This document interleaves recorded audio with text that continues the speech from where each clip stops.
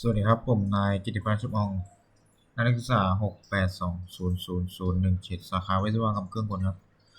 วันนี้ผมก็จะมานำเสนอไปเกี่ยวกับโมเดลตัวนี้ครับมีชื่อว่า To Move Copy Rotate Scale State Integrity นะครับ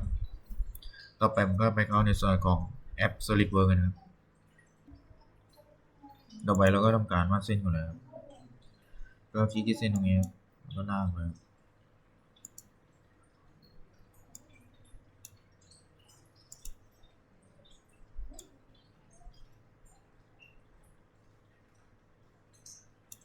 แล้วก็ลากขึ้นไปครับ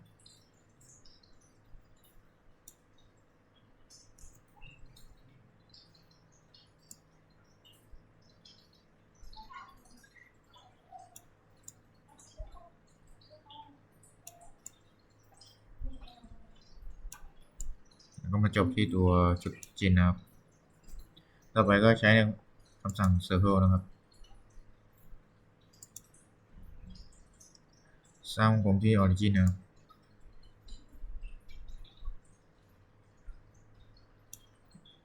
ก็ใช้คำสั่ง Smart Dimension บอกขนาดนะครับ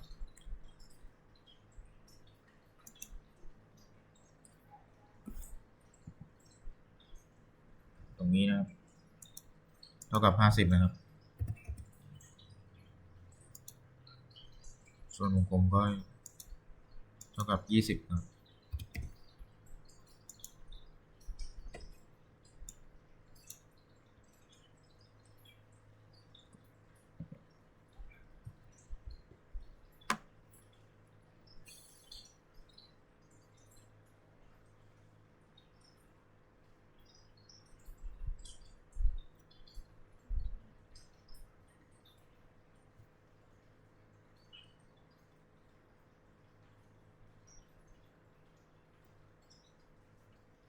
เราก็มาคลิกที่ส่วนของ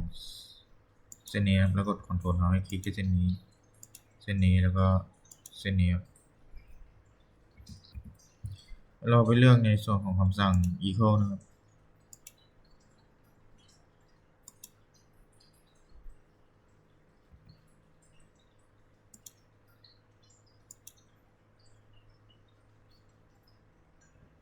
แล้วกดติ๊กถูกก็จะได้แบบนี้ครับต่อไปเราก็มาเปลี่ยนตรงนี้เป็น30ครับ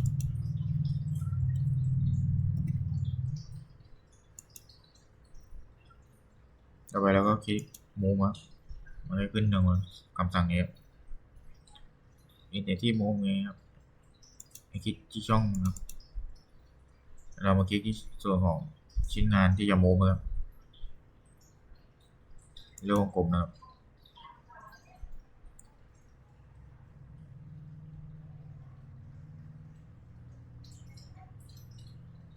เราไม่เก็บนะครับ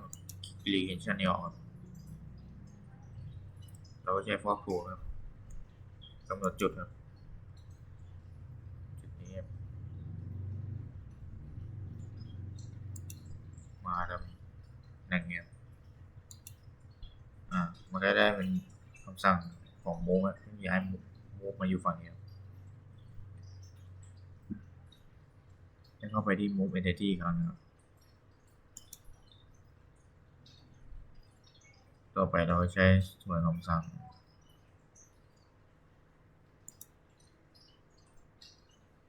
แล้วก็ที่กันเดิม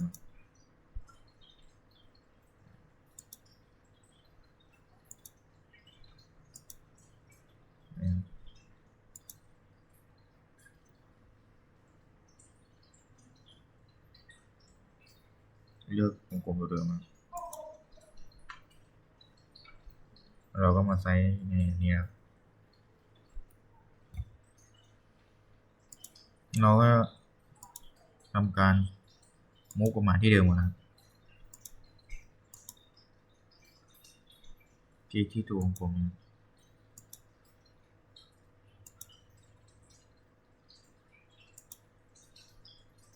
อืม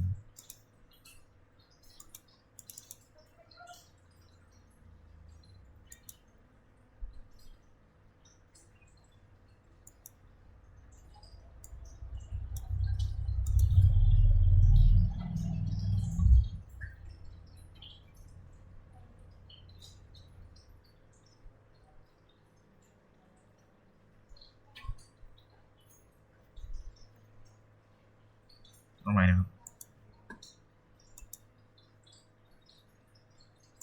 คลิกที่วงนี้แล้วคลิกที่จุดนี้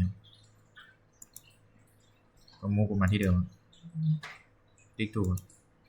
ต่อไปเราก็มาใช้ในส่วนของสั่งมูดเหมือนเดิมครับใช้เป็นของ xy คลิกที่วงครับเอาสักตรงนี้เดี๋ยวแป๊บนึงเอาเป็นขึ้นไปสัก20ครับแล้วอันนี้20ครับก็จะได้แบบนี้ครับกดติ๊กถูกก็จะอยู่แบบนี้ครับ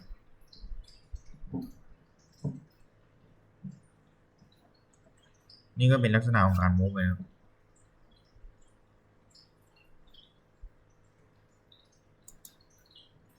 ต่อไปเราก็จะมูฟตัวนี้กลับมาครับ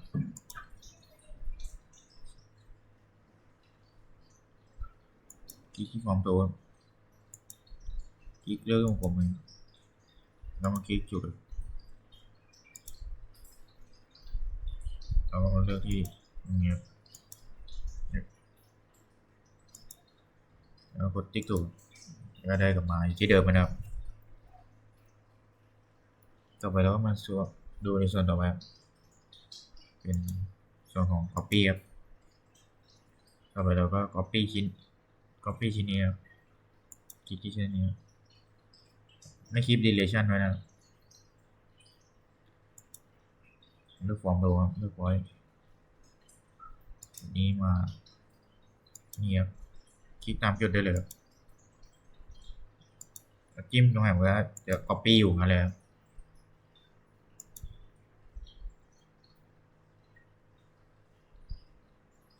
ต่อไปเรา copy ในส่วนของ xy ดูครับเอาไป copy ตัวนี้มาสัก30ครับแล้วก็ y 30ครับไม่อยู่แบบนี้ครับกดติ๊กถูกครับ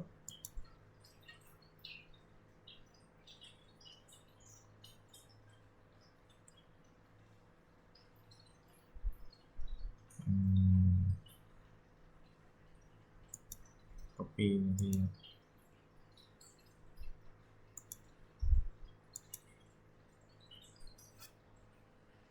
ฟอร์มตัว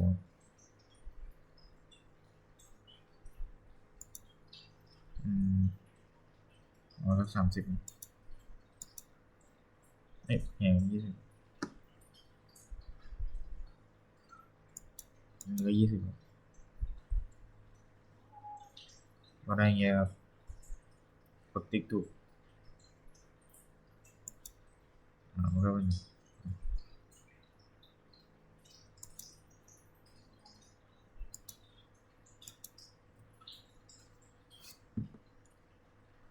คลิกที่มาคลิกที่เส้นนี้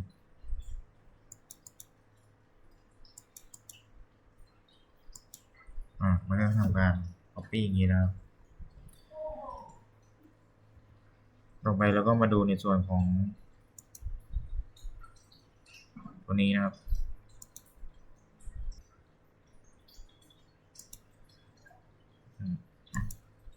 เราก็มาลบในตัววงกลมนี้ก่อนนะครับ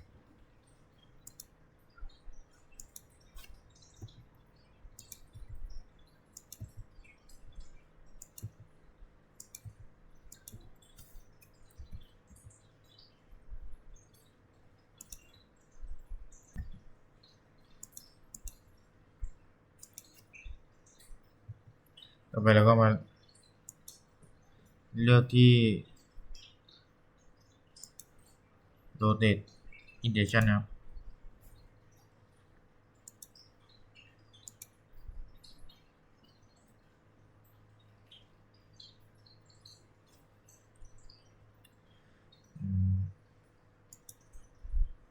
นี่ครับแล้วก็มาคลิกที่พื้นผิวนี้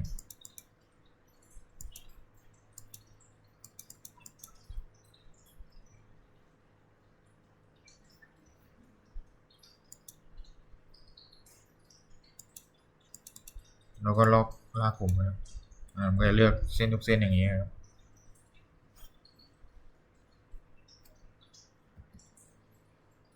แล้วเราก็มาคลิกที่ช่องนี้ครับคลิกที่จุดนี้ครับ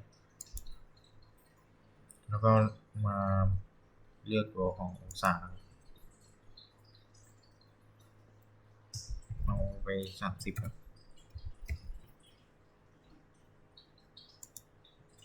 มันก็จะอยู่แบบนี้ครับถ้าคลิป relation ก็จะอยู่มันก็จะมาอยู่อย่างนี้เราครับ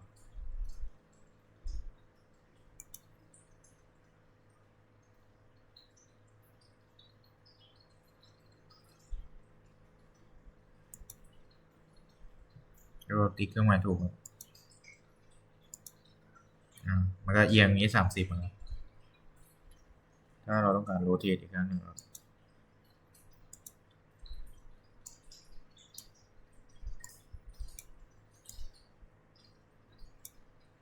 ต่อไปเราก็คลิป relation ออกครับคลิกโรเตทนะครับแล้วก็ใส่เป็น-30นะครับแล้วคลิกเครื่องหมายถูกก็จะอยู่แบบนี้ครับที่จุดก่อนจีนนะครับมันจะได้ส่วนรูปที่กลับมาเหมือนเดิมนะครับต่อไปเราก็ไปใช้ในส่วนของคำสั่งต่อไปนะครับเป็นคำสั่งนี้ครับกดพอครับ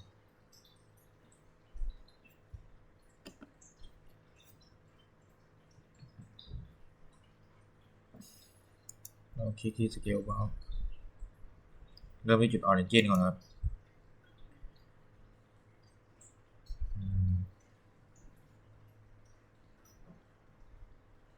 โดยเราก็เปลี่ยนสกิลสกิล2รูปมันก็จะใหญ่ขึ้นมานะครับ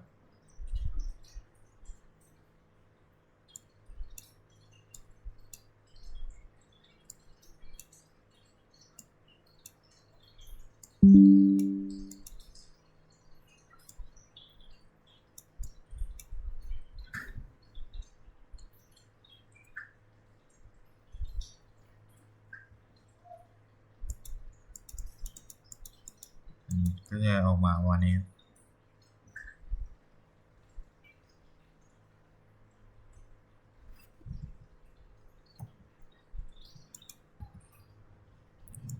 เราก็มาทำการลบไอตัว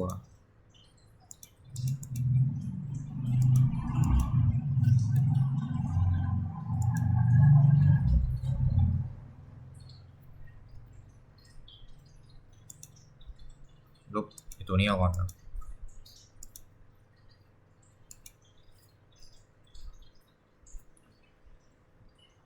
แล้วก็มาใช้คำสั่งเดิมครับ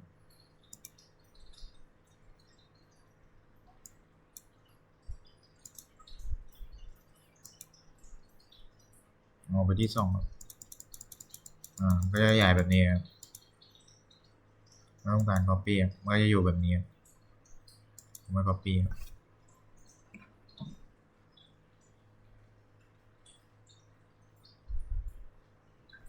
ต่อไปเราก็มาทำการลดขนาดไอตัวนี้ครับ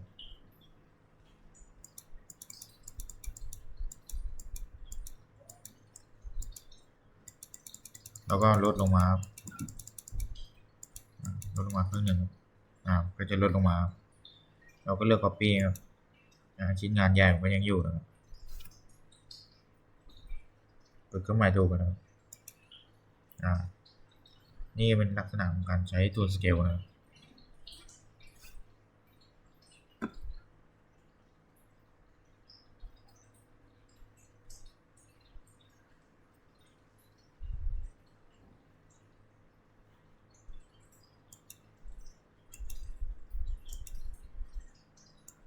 เราต้องการลบไอชิ้นงานอันนี้ก่อนนะครับ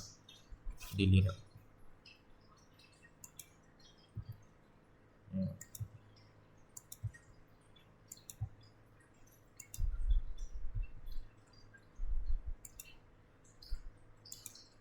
เราก็ลบไอ้พวกนี้ออกก่อนนะครับ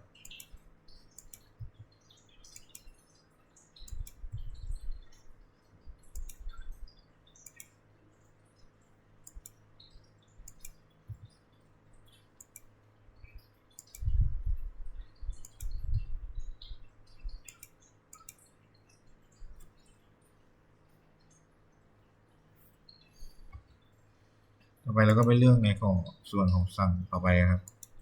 State Entity นะครับเราก็เลือกมาเป็นส่วนของชิ้นงานตรงนี้นะครับ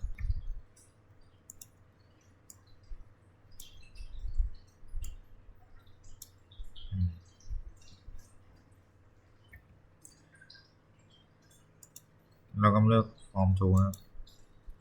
กดคลิกนี้ครับเราก็เลือกจุดการนี้ก็ลากออกมาครับเอามานี้แล้ว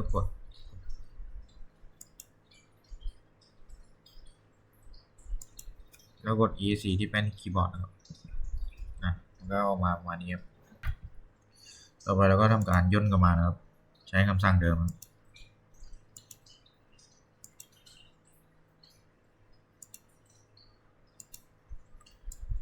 เลือกตัวนี้ครับเลือกจุดครับแล้วกด ESC ที่เป็นคีย์บอร์ดครับ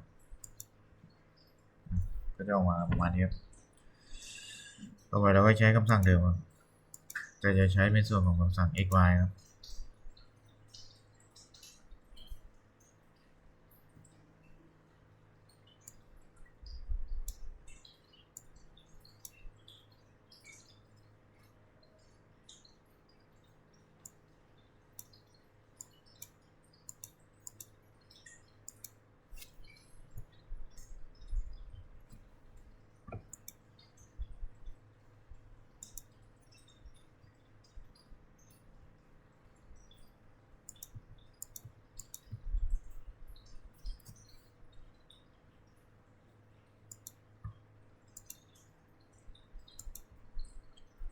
เราก็ใส่ค่าไปเลยครับเข้าไป20ครับนี่30ครับ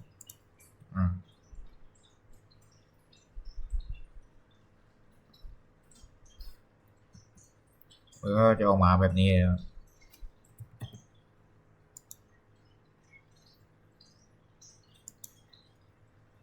ต่อไปแล้วก็มาใช้คำสั่งเดิมครับเราใช้ฟอร์มตัวมันจะดีกว่าเดี๋ยวดูให้กลับมาอยู่ที่เดิม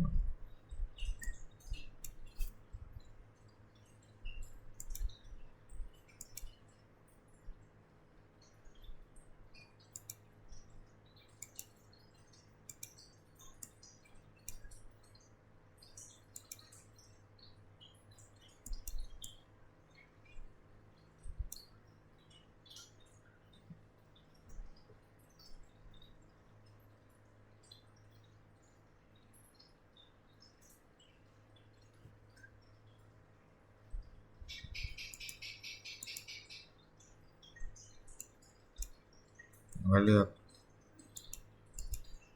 จุดตรงนี้ครับให้กลับมาอยู่ที่เดิมแบบเดิมก็ประมาณนี้ครับทีนี้สวัสดีครับ